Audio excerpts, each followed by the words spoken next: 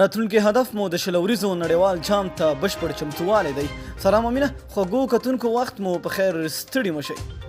د افغان ملي لوبډلې وتلې لوبغاړی راشد خان په انګلستان کې د یوې مرکې پر مهال ویلي دي چې د لوبډل مشر په حیث راتلونکي هدف د 2020 شل اوریز نړیوال جام دی. راشد خان اوس مهال انګلستان کې د ویټالټي بلاس سیالیو په موخه تللی، خو کرکنفو سره د یورو شل اوریز لیګ بولۍ پر مهال په مرکه کې د یو شمېر پوښتنو ځوابونه ویلي دي. راشد خان د یوې پوښتنې په ځواب کې چې څرنګه به له راتلونکو ځوان لوبغاړو څخه لوبډله کې کار اخلي وویل لومړی د یو ځوان لوبغاړي لپاره پکار دی تر څو ملي لوبډلې ته تر راتلونکو وړاندې پر خپل بدن کار وکړي او ځان بشپړ فټ وساتي.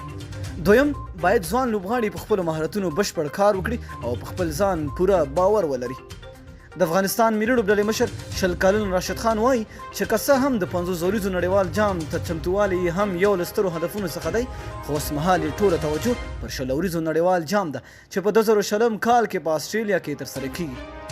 نوموړي د 2019 نړیوال جام ته په اشاره کې وویل چې یو شمېر لوبغاړي چې روغتیایي او فټنس ستونزو سره مخ وو، که چیرې لوبغاړي غواړي په راتلونکي کې د خپل هیواد لپاره ولوبېږي باید ځان بشپړ فټ وساتي او هدف ته له تلو وړاندې بشپړ چمتووالی ولري. افغان لوبډلې په تیر یو نیم کال کې تر دې دمه 2 ټیسټ سیالۍ ترسره کړي چې د هند پر وړاندې ماتې او د آیرلینډ پر وړاندې بریا خپله کړې ده. د راشد خان په وینا چې اصلي کرکټ د ټیسټ لوبه ده، په دې سره لوبغاړي په هر ډګر کې ازمویل کیږي او له همدې ځایه کولی شو په محدودو اورونو لوبه کې وړتیا وښیي. د نوموړي په وینا چې افغان لوبډله غواړي له سترو لوبډلو سره ډېرې ټیسټ لوبې ترسره کړي. په یاده مرکه کې راشد خان د خپلې خوښې 2 میدانونه هم یاد کړل چې یو د انګلستان تاریخي میدان لارډز او بل د آسټرالیا هیواد مشهور میدان اډلیډ دی. نوموړي وویل چې په یادو میدانونو کې له هر ډوله لوبې خوند اخلي، خو هیله لري په دې کې ټیسټ لوبې ترسره کړي. د یادونې وړ ده چې راشد خان تېره اونۍ په کرکټ بورډ کې له یو شمېر ستونزو او نادرو وروسته د ملي لوبډلې په هر فارمیټ کې نوی لوبډل مشر وټاکل شو.